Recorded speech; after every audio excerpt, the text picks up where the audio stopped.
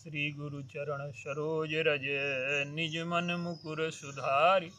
वरणहु रघुबर बिमल जस जो दायक फल चार। बोलिए सियावर रामचंद्र की जय। सिय राम मैं सब जग जानी करऊं प्रणाम जोर जुग पानी। आइए, राम राज्य की जो अर्थव्यवस्था है, धन का प्रबंध है, संपत्ति है, उसका क्या स्वरूप है। गोस्वामी जी संकेत करते हैं कि राम राज कर सुख संपदा, बरन न सके फनीस शारदा। राम राज्य की जो सुख और संपत्ति है, उसका वर्णन शेषनाग और सरस्वती भी नहीं कर सकते। क्या विशेषता है? राम राज्य में पैसा नहीं चलता। बाजार रुचिर न बने बरनत, वस्तु बिनुगत पाइये। बिना पैसे के आपको सामान मिलता है। जहां भूप रमा निवास तहाँ की संपदा किमि गाइये। जहां भगवान राम राजा हैं, वहां की संपत्ति का आप क्या वर्णन करेंगे। देखिए, जीवन में वहां जो संकेत किया गोस्वामी जी ने, सुख और संपदा। सुख पहले है, संपदा बाद में है। संपत्ति धन भी है, संपत्ति हमारा स्वास्थ्य भी है, संपत्ति घर की शांति भी है, संपत्ति भय का मिट जाना भी है,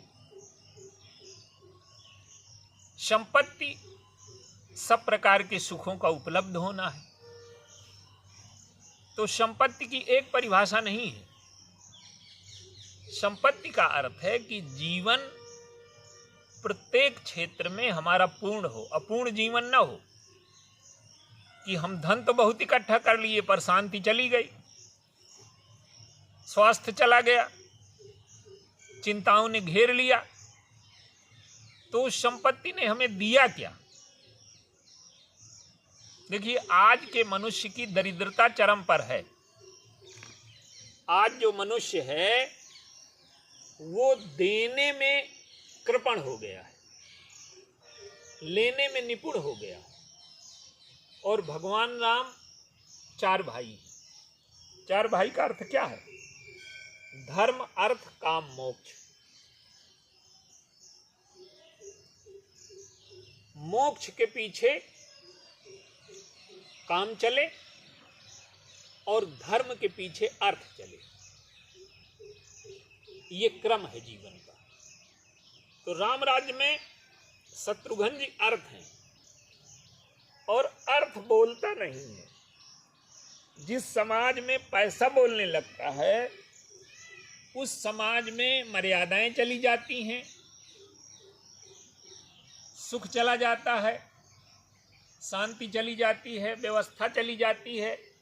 आप देखिए, भगवान राम जब लौट करके आए लंका से, तो ऐसा नहीं है कि जीवन में भोग की आवश्यकता नहीं, जीवन में सुख की आवश्यकता नहीं, पर जीवन में संतुलन की आवश्यकता है। एक दो दृष्टांतों से इसे देखते हैं। देखिए, जनकपुर केवल देने वाले लोग हैं, वो विदेह हैं। जहां केवल देना ही देना है, वो जनकपुर है।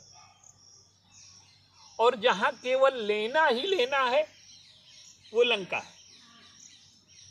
और जहां लेने देने में संतुलन है, वो अयोध्या है। तो जब व्यक्ति का लोभ बढ़ जाता है और वो देना बंद कर देता है, तो समाज में अव्यवस्था फैलती है। एक दो दृष्टांतों से आप देखें। जनकपुर के दूत आए, और वो दूत हैं, दशरथ जी उन्हें कुछ देने लगे भेंट। तो उन्होंने कहा कि नहीं, ये हमारा धर्म नहीं है, हम लेंगे नहीं, हम तो देने वाले, हमने कन्या दी है। और आप देखिए, हृदय का विकास, पैसे की महत्ता तब तक जीवन में है जब तक लोभ अत्यधिक है। और जैसे जैसे हृदय हमारा देने में निपुण होता जाता है, विकास होता जाता है। विकास का अर्थ धन का ढेर लगा लेना नहीं है। धन का ढेर लगा लिया, हम कृपण हो गए, कठोर हो गए, अत्याचारी हो गए, धन का दुरुपयोग करने लगे, तो ये विकास है क्या? विकास आप देखिए, भगवान राम वन को जा रहे हैं, निषाद राज मिले, वो कहते हैं कि देव धरनी धन धाम तुम्हारा, ये सब कुछ आपका है। और अयोध्यावासी भगवान राम के पीछे चल दिए, संपत्ति और सुख छोड़ करके। भगवान राम संपत्ति और सुख छोड़ करके बन जा रहे हैं। क्यों? कि पिता के वचन की मर्यादा संपत्ति और सुख से बड़ी है। तो जब मर्यादा संपत्ति से बड़ी हो जाए, जब धन की महिमा मर्यादा को नष्ट कर दे, हमारे जीवन में कभी प्रसन्नता नहीं आ सकती। और आप देखें, अयोध्यावासी आए तो अयोध्यावासी संपन्न है। चित्रकूट वाले आए बेचारे कंदमूल फल लेकर के, तो उनको देने लगे। तो अयोध्यावासी सोचते हैं कि ये लोभ से आए हैं। वो लोभ से नहीं आए, वो तो सोचते हैं कि ये भगवान राम के अतिथि हैं और भगवान राम अब हमारे हैं और ये उनके अतिथि हैं। देखिए, वो भगवान राम के संबंधी हैं, लेकिन भगवान राम से इतना अपनत्व हो गया वनवासियों की कि ये सोचते हैं कि ये प्रभु के अतिथि हैं तो इन्हें कष्ट न होने पाए। तो अयोध्यावासी सोचते हैं कि ये गरीब हैं और ये धन के लोभ से आए हैं, तो उन्हें कई गुना पैसे देने लगे। तो उन्होंने मना कर दिया, नहीं, प्रभु की मर्यादा आप तोड़ रहे हैं। उन्होंने बिना पैसे के ले लिया, आप हमें पैसा दे रहे हैं, इससे हमारी मर्यादा चली जाएगी। कोई अतिथि आता है तो उससे कोई पैसा लेता है क्या? आप हमारे अतिथि हैं, हमारे प्रभु के रिश्तेदार हैं। तो ये दरिद्रों में जो दरिद्र हैं, जिनके लिए भोजन और वस्त्र इकट्ठा करना कठिन है, वो इतने उदार हैं। और देखिए अंत में क्या है, प्रभु की सेना बिना पैसे के लड़ती है। जो पैसे से खरीदा जा सकता है वो आदर्श नहीं है। वो सैनिक हो सकते हैं, उन्हें दक्ष बनाया जा सकता है, उन्हें निपुण बनाया जा सकता है, पर वो इसलिए अयोध्या और जनकपुर की सेना लंका में लड़ने नहीं गई। तो राम राज्य में पैसा चलता ही नहीं है। क्यों? कि प्रत्येक व्यक्ति ने अपने लोभ को नियंत्रित कर लिया है और वो केवल बाजार से उतना ही लेता है जितनी उसकी आवश्यकता है।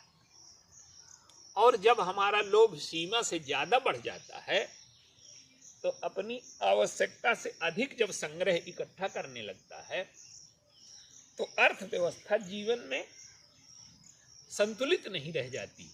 तो राम राज्य में प्रत्येक व्यक्ति ने लोभ को जीता और लोभ को जीतने के बाद आवश्यकता से अधिक जब व्यक्ति सब न लेगा, प्रकृति में संतुलन है एक, आप अपनी आवश्यकता से अधिक न लीजिए, प्रकृति आपकी सारी व्यवस्थाएं करेगी। तो राम राज्य में पैसा है, शत्रुघ्न जी हैं, लेकिन वो बोलते नहीं हैं। और जिस समाज में पैसा बोलने लगता है उस समाज में न्याय मर जाता है, उस समाज में मर्यादा मर जाती है, उस समाज में सुख और शांति की हत्या हो जाती है। तो आज पृथ्वी का इतना शोषण हो रहा है, धन का ढेर लग गया है, पर व्यक्ति दुखी है, उदास है, रोगी है, अशांत है।